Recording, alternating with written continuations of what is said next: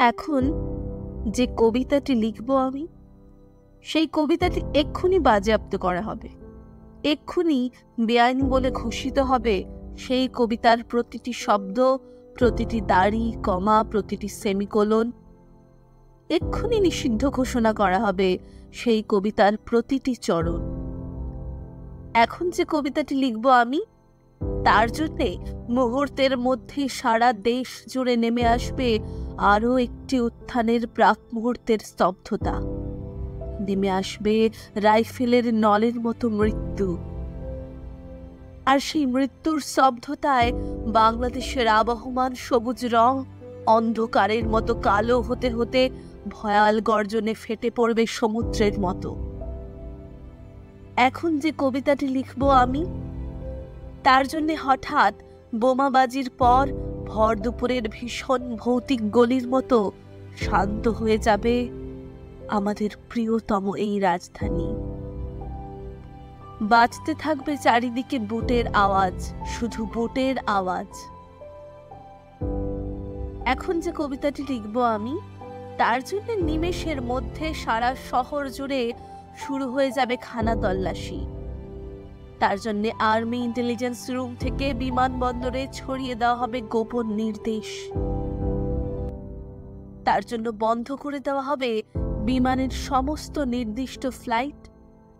তার জন্য 24 ঘন্টার মধ্যে সারা দেশে জারি হয়ে যাবে জরুরি অবস্থা। এখন যে কবিতাটি লিখব আমি, তার জন্য এক্ষুনি দিকে দিকে এসে যাবে চেকপোস্ট। এক্ষুনি শাহবাগের মোড়ে, টিকাটুলির তেমাথায়, ফার্ম গেটের সামনে থামিয়ে দেওয়া হবে সমস্ত চলন্ত বাস। কোচ আর কোস্টার লাইন করে দাঁড় করিয়ে দেওয়া হবে সমস্ত রিক্সা ও ঠেলাগাড়ি। আর মুহূর্তের মধ্যে শুরু হয়ে যাবে খানা তল্লাশি। চেক করা হবে সারি সারি যাত্রীদের শরীর, চেক করা হবে মহিলার চামড়ার ব্যাগ, চেক করা হবে কিশোরের খেলনার বল, চেক করা হবে গাড়ির পাদানির নিচ থেকে কার্পেটের অতল অব্দি, চেক করা হবে সাইকেল চালিত যুবকের প্লাস্টিকের থলি,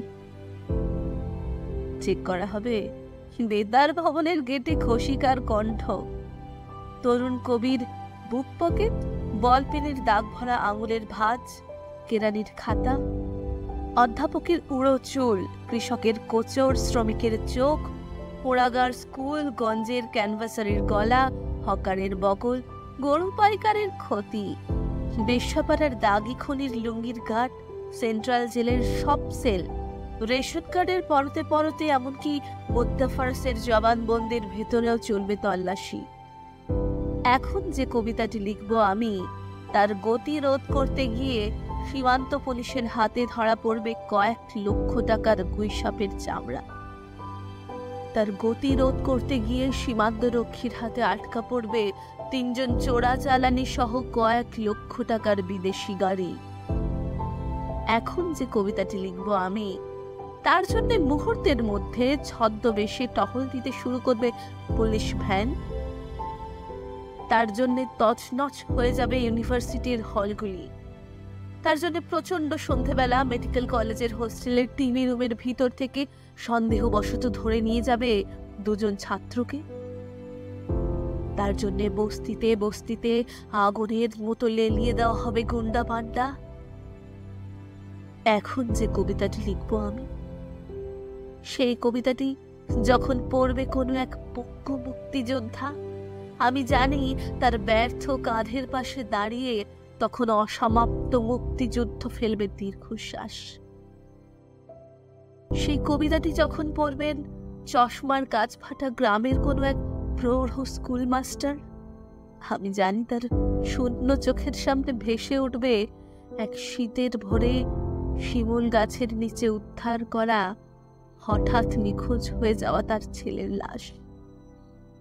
সেই কবিতাটি যখন পড়বে কোনো এক কলেজ ছাত্রী, আমি জানি তখন তার মনে পড়বে প্রেমিকের উষ্ণ চুম্বনের ভিতরে আবিষ্কার করা প্রথম পৃথিবী প্রদক্ষিণের আলোড়ন নয়, তার মনে পড়বে পলায়ন পর এক যুবকের প্রতিশ্রুতি ভঙ্গের কথা।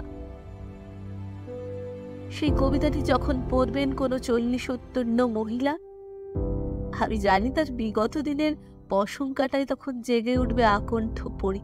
সেই কবিতাটি যখন পড়বেন কোনো এক বজ্জাত অধ্যাপক, আমি জানি তখন তার মনে পড়বে তার হওয়ার কথা ছিল পুলিশ, কিন্তু তিনি হয়ে গেছেন অধ্যাপক।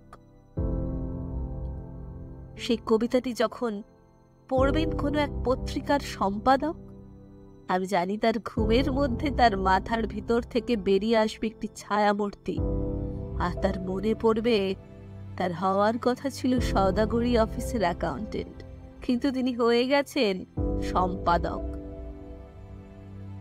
এখন যে কবিতাটি লিখবো আমি, তার জন্য দৈনিক পত্রিকাগুলোর নাইট শিফটের টেবিলে টেবিলে গুঞ্জরিত হয়ে ফিরবে চাপা গুঞ্জন। তার জন্য চাকরি চাবে তথ্য সচিবের, তার জন্য আপন পথে ইস্তফা দিতে হবে তথ্যমন্ত্রীকে।